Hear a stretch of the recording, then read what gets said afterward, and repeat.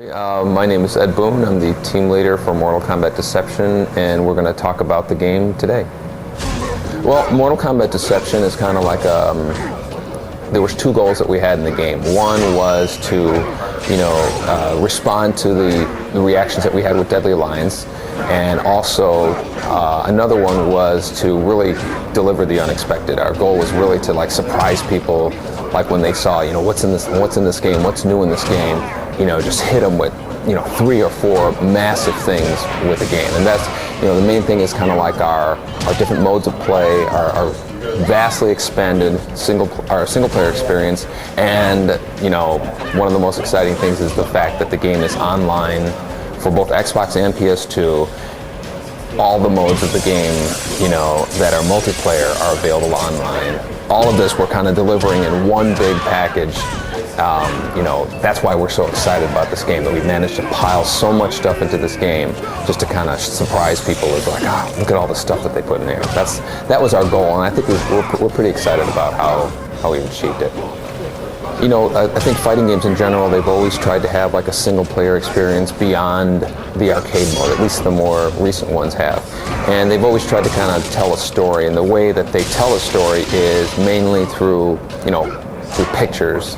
And they would print some text out, display some pictures, and say, this is why you're fighting this guy, and then they bring you to the fighting game. And that was kind of like they would progress you through a story by doing that. With Deadly Alliance, we really wanted to tell the story but have a little bit more of a visual presentation, and then we came up with this monk character, and he would walk and you would see the different landscapes passing him by, and then we would tell the story. With Deception, our goal was to give the player control of this thing and kind of let him run around the realms. Mortal Kombat has always been kind of known for the story behind it, the realms, the characters and stuff, and we really wanted to kind of give the player an experience that he could, kind of explore and wander. And that's where we decided to, kind of start with this character as a young kid. The obvious thing, we've always wanted the game to age, where we would have the character just physically grow and get older, and everybody's like, well, what happens at the very end? So the obvious thing is, okay, your character is available to be played in the arcade game.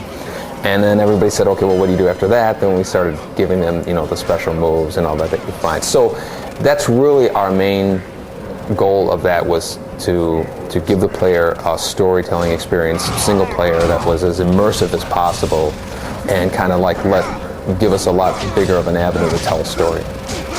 Well, when we knew we were going to be online when we first started the game, so we came up with a scheme to mask the inevitable latency that's in internet connections. And so we don't make any sort of dependency on the connection for you moving your character. So you'll be surprised when you're moving your character, it's the same responsiveness when you're online as when you are offline. So that experience, you'll be able to do all your kind of twitch things, your adjustments, and the latency is in the reaction, so it's a lot more masked in terms of the experience to the player. So the comments that we get when we have people play online is they go, I can't believe how much this feels like a local game when you're playing online. So we're really excited about that. And the whole matchup scheme is kind of with the GameSpy, it's you have rooms, you can chat, you can challenge people and create your own rooms with passwords and everything if you just want your friends to be in there. Or with Xbox, you can have just say OptiMatch, find me a match, find me somebody to play, and here are my rules. I want no death traps, or I want no fatalities, or this, that. And you kind of custom make your match, and then the game will go out and find you an opponent who wants to play that same way. So it's pretty cool in terms of how easy it is to find somebody to play at any hour of the day. One of the goals that we had with this game was, everything that we thought could have been improved with Deadly Alliance, we wanted to actively, address. And one of the things that, people love to do these big long combos, but people don't like to be caught in the big long combos. So we were thinking, well, how can we kind of still have the feature in there, but not make it so prominent of a feature in terms of the fighting game? And what we came up with was the whole idea of breakers, and that's basically we give each player 3 breakers per match, that they have to save, conserve, decide when they're going to use, and lets you break out of the combo and kind of regroup and rethink and position yourself, with the backgrounds and all that.